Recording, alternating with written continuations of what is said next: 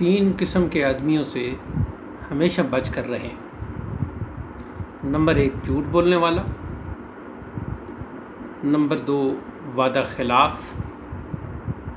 اور نمبر 3 خیانت کرنے والا، امانت میں خیانت کرنے والا۔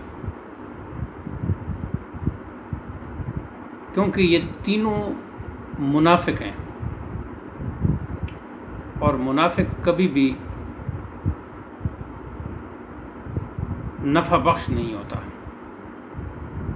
وہ اپنی منافقت سے کبھی بھی باز نہیں آتا، وہ ہمیشہ ناک بند کر آپ کو ڈسنے کی فکر میں رہتا ہے۔